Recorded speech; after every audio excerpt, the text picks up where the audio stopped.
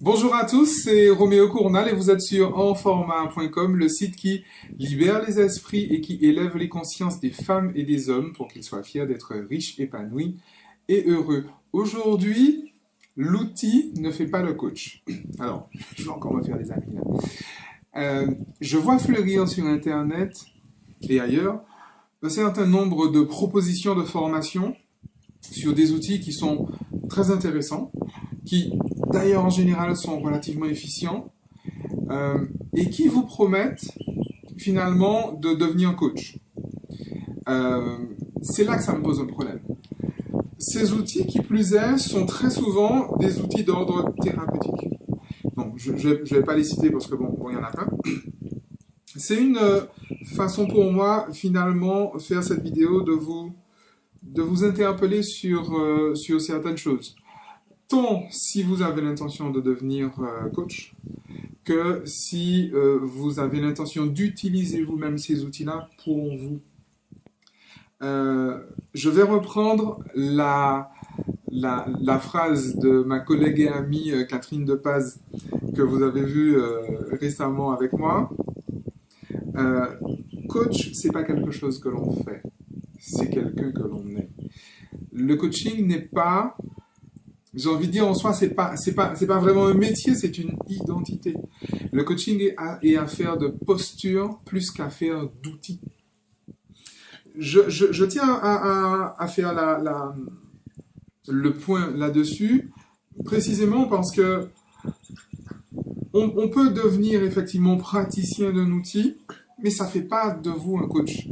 Je le dis pour ceux qui veulent devenir coach, mais également pour les personnes qui seraient en contact avec ces personnes qui sont reconnues comme maîtrisant ces outils et qui se font appeler coach. Encore une fois, très souvent, ce sont des outils d'ordre thérapeutique. Alors, j'ai moi-même les trois postures. Je vous explique un peu mon parcours, parce que je suis également thérapeute, praticien en thérapie brève, je suis coach et je suis consultant. Ce sont trois démarches différentes. Et je fais très clairement la distinction entre ces trois démarches-là.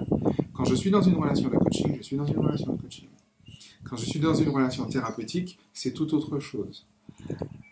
La grosse différence, finalement, entre la thérapie et le coaching, c'est qu'un coach, c'est quelqu'un qui va vous prendre là où vous êtes, il vous fera prendre conscience du point A dans lequel vous vous trouvez, et vous allez, pas en vous-même, définir le point B où vous voulez arriver. Non pas là où lui, il veut que vous y arriviez, mais où vous avez décidé d'arriver, et il va vous accompagner. Et en fait, l'accompagnement va consister à mettre en pratique, en action, vos propres ressources. La posture de coach est une posture basse, comme on dit. La posture thérapeutique est tout autre. Vous avez une problématique, une situation, et vous voulez en sortir. Le thérapeute a effectivement un outil, une méthode, une clé, qui vous permet effectivement d'en sortir et vous emmène vers la sortie. C'est autre chose. D'ailleurs, quand vous regardez bien, quand vous faites par exemple une formation de PNL, on vous dit bien que vous devenez praticien en PNL ou encore maître praticien en PNL. Ça ne fait pas de vous des coachs en PNL. C'est la même chose pour tous les autres outils. Donc c'était juste un petit rappel, une petite mise en garde, tant pour les personnes qui veulent embrasser ce magnifique métier, c'est le plus beau métier du monde, hein, comme je dis, c'est ça que je le fais. Que pour les personnes qui auraient besoin vraiment d'être coachées. Donc faites bien la différence entre la démarche thérapeutique et la démarche de coaching. Un petit détail encore très très important que je tiens de mon ami et collègue Mallory Modeste, qui développe des outils de thérapie, de psychoacoustique absolument extraordinaires. Le détail véritablement, j'allais dire qui tue au niveau du coaching. Un coach n'est pas responsable du résultat de son accompagné. C'est l'accompagné lui-même qui prend la responsabilité et de sa démarche et de son résultat.